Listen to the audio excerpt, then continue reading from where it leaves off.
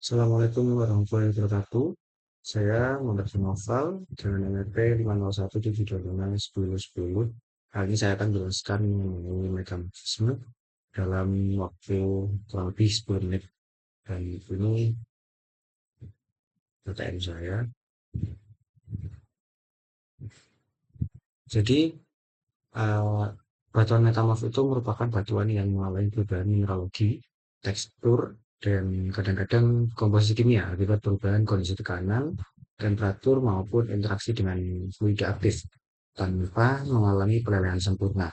Jika batuan sampai meleleh, maka proses tersebut sudah masuk ke pembentukan magma, bukan lagi metamorfisme. Nah, secara umum, agen metamorfisme itu terdiri dari tiga, yaitu panas atau temperatur ya, suhu, yang menyebabkan mineral menjadi tidak stabil dan membentuk mineral baru. Kemudian ada tekanan, baik tekanan hidrostatik maupun tekanan diferensial yang mengubah tekstur atau orientasi mineral. Nah, kemudian yang terakhir ada fluida aktif, terutama air panas yang membawa ion-ion, sehingga mempercepat reaksi metamorfisme dan dapat mengubah komposisi batuan. Nah, berdasarkan lingkungan tektonik tempat terbentuknya, metamorfisme dibagi menjadi 5 jenis utama. Yang pertama itu ada kontak metamorfisme, di mana jenis pertama ini dia eh, magmanya itu mengintrusi batuan di sekitarnya. Nah, panas dari magma yang menyebabkan batuan samping atau country rock itu mengalami perubahan mineralogi. Jadi karena ada intrusi magma di suatu batuan sehingga terjadi metamorfisme kontak.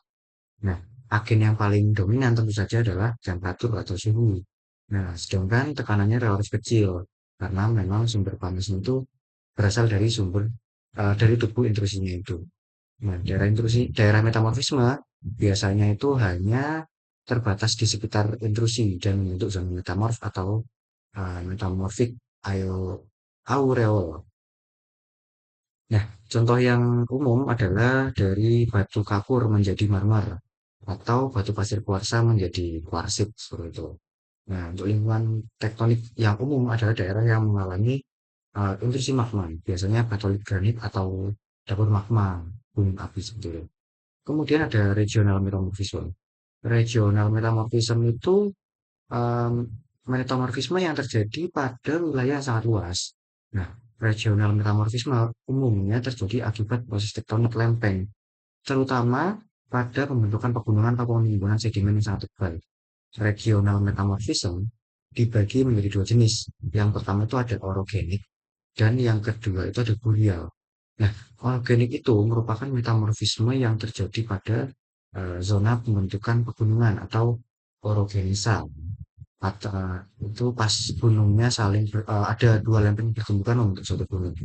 Nah, agen metamorfisme utama yang paling dominan itu adalah tekanan tinggi dan temperatur tinggi. Nah, tekanan diferensial yang menyebabkan mineral-mineral pipih seperti nika tersusun sejajar sehingga terbentuk foliasi. Nah, foliasi itu merupakan suatu struktur khas batuan tamu, contohnya kayak slate, fillet, skis, gneiss. Nah, semakin tinggi derajat metamorfismenya, semakin kompleks perubahan mineral yang terjadi. Contohnya, lingkungan tektonik. Contoh, contoh lingkungan terjadinya itu di kayak pegunungan Himalaya, pegunungan Alpen, pegunungan barisan di Sumatera, gitu. Nah, kalau burial metamorfism itu jenis di mana terjadi ketika lapisan sedimen tertimbun sangat dalam akibat akumulasi sedimen selama jutaan tahun. Jadi agen metamorfisme yang paling berperan pada burial metamorfism itu adalah tekanan statik akibat beban batuan di atasnya seperti itu. Disertai kenaikan temperatur sesuai gradien Gederman. Berbeda dengan organik, tekanan diferensial pada burial metamorfism lebih kecil sehingga foliasinya bisa lebih lebih kurang berkembang. Nah, lingkungan pembentukannya itu biasanya di cekungan sedimen yang sangat tebal, seperti di Foreland Basin atau Sedimentary Basin gitu ya. Nah, yang ketiga itu ada hidrothermal metamorphism. Jenis yang ketiga ini terjadi akibat sirkulasi fluida panas, terutama air hidrothermal yang kaya ion. Agen metamorfism yang berperan pastinya ya fluida aktif. Meskipun panas juga berperan, tapi yang paling ter-highlight di sini adalah fluida aktif. Fluida panas yang mengalir melalui rekahan batuan sehingga menyebabkan perubahan mineral, bahkan dapat mengubah eh, bahkan itu komposisi kimianya berubah gitu saat melalui proses metamorfism. Nah, lingkungan tektonik juga paling umum. Lingkungan tektonik yang paling umum maksud saya adalah ocean ridge, more, kemudian sistem geothermal, kemudian ada daerah di sekitar intrusi magma. Contoh batuannya itu kayak apa ya? Serpentin, epidot, seperti itu.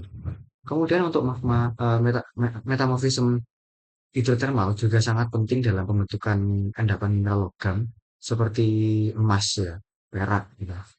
Nah, terus ada yang terakhir, yang keempat maksud saya, bukan yang terakhir, dan lima, eh, itu ada fault eh, fault zone metamorphism. Nah, itu di mana metamorfismenya itu terjadi di sepanjang bidang patahan, kayak di sesar gitu ya.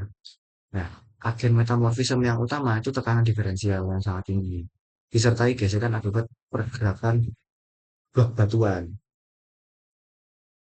Gesekan tersebut dapat menghasilkan panas lokal, tapi tekanan tetap menjadi faktor yang paling utama sih. Karena ya, ini kan sesar ya. Akibat deformasi mekanik yang sangat kuat, batuan dapat mengalami penghancuran menjadi batuan halus. Contohnya kayak nilonit, kaca plastik seperti itu ya. Nah, untuk lingkungannya itu biasanya terjadi di sesar zona sesar gitu ya. Ya, San Andreas Fault, sesar Sumatera, Maluku, dan masih banyak lagi. Dan yang terakhir itu ada impact atau shock metamorphism.